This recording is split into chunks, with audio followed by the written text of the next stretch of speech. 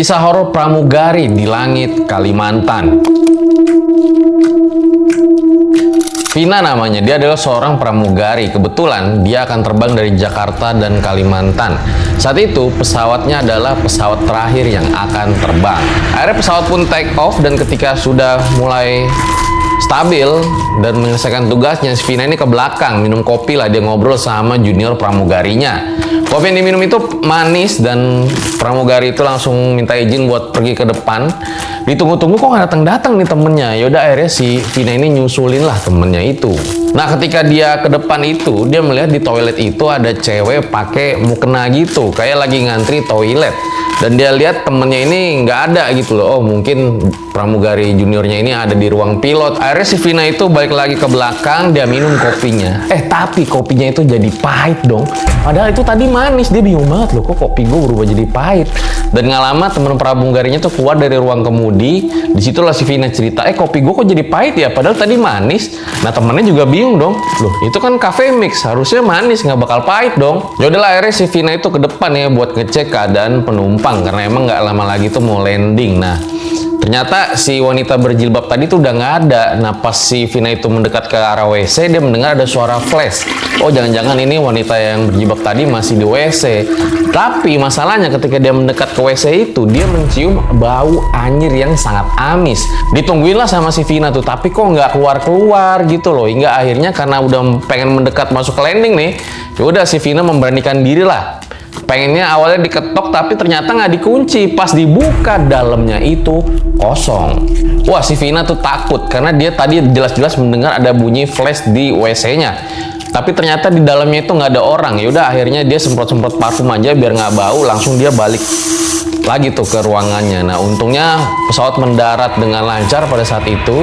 Nah ketika selesai mengantar penumpang untuk keluar, si Vina ini minta anterin nih sama salah satu staff yang ada di sana untuk mengambil barang-barangnya lah yang ada di ruangan belakang. Nah ketika mereka jalan ke ruangan belakang itu nih, di kondisi udah malam hari nih, mereka berdua itu mendengar seperti ada suara cewek lagi berzikir di ruangan belakang.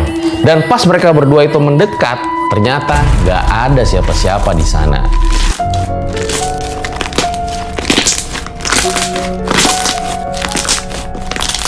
Orang ini nyaris mati karena setan. 40 hari kemudian pengantin setan. Jadi guys, cerita ini tuh lagi viral di YouTube RJL5.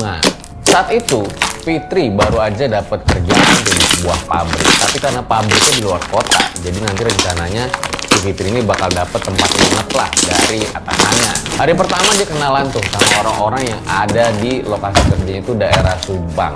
Hingga pas pulang itu dia dianterin sama atasannya kan. Ternyata lokasi wismanya itu cukup jauh dari pabriknya. Nah pas dianterin itu, si Fitri itu ngeliat kok gangnya ini serem banget, sepi, dan kiri kanannya itu komplek pemakaman. Takut dia apa-apain dong si Fitri ini, takutnya atasannya ini bener apa enggak gitu loh. Enggak, akhirnya dia nanya, Pak ini beneran rumahnya di sini gitu? Iya Neng, nanti juga ada temenmu namanya si Dewi. Dewi itu udah duluan tinggal di sini. Yaudahlah, akhirnya Fitri masuk tuh ke rumahnya, dan di situ dia dikenalin sama kakek nenek nih yang punya rumahnya. Dan nggak lama datanglah tuh namanya Dewi, teman kamarnya. Begitu Dewi masuk ke kamarnya, di situ ada satu foto yang cukup besar, di mana ceweknya itu cantik. Ternyata cewek itu adalah anak dari nenek yang punya rumah. Semuanya masih normal aja hingga beberapa hari kemudian nih, ketika si Fitri malam-malam ini pengen minum, dia lihat di dapur itu ada satu cewek tinggi besar banget, pakai baju pengantin, lagi motong-motong seperti ibu masak. Dia nggak tahu itu siapa ya, karena kan biasanya di rumah ini cuma ada kakek, nenek, sama Dewi itu temannya. Mungkin jangan ini ada di foto kali. Yaudah akhirnya Fitri nggak enak, dia pun naik lagi ke kamarnya. Malam itu ketika dia ingin tidur, tiba-tiba aja di kepalanya dia ngerasa kayak ada tetesan air tuh dari atas. Jadi atasnya itu kayu-kayu gitu guys. Nah pas dia bangun, ternyata tetesan itu berwarna merah, dan itu baunya anyir banget. Di situ dia teriak minta tolong ke Dewi, dan bener aja Dewi itu juga ngeliat itu tetesannya warna merah dan bau amis. Langsung dia minta tolong ke nenek dia yang punya rumah, dibangunin gedor-gedor. Dan pas nenek itu ke atas, ya bener ada tetesnya warna merah, tapi nenek itu mengatakan, udah tenang aja nih, jangan-jangan ini cuma bangkai tikus. Keesokan harinya kejadian horor dialami sama Dewi. Jadi kalian inget kan, gang yang mau masuk itu mereka harus melewati kiri kanan itu kuburan, dan lokasinya itu bener-bener sepi banget. Ketika Dewi itu lewat sendirian tuh habis Isa, dia melihat di sebelah kanan tuh kayak ada ledakan gitu, bom, gitu dari kuburan. Dan dia di situ melihat ada cewek pakai baju pengantin berdiri di atas kuburan. Di situ Dewi shock, nangis, dia teriak-teriak. Untungnya ada yang nyamperin tuh satu laki-laki. Kenapa, Neng? Itu tadi saya lihat ada suara ledakan dari kuburan dan ada satu cewek pakai baju pengantin di sebelah kanan. Untungnya Dewi ini masih bisa ditenangin sama orang itu lalu diantar pulang. Tapi di situ laki-laki itu sempat menanyakan, loh, Mbak tinggal di sini katanya. Iya Mas, saya tinggal di sini sama nenek dan kakek dia.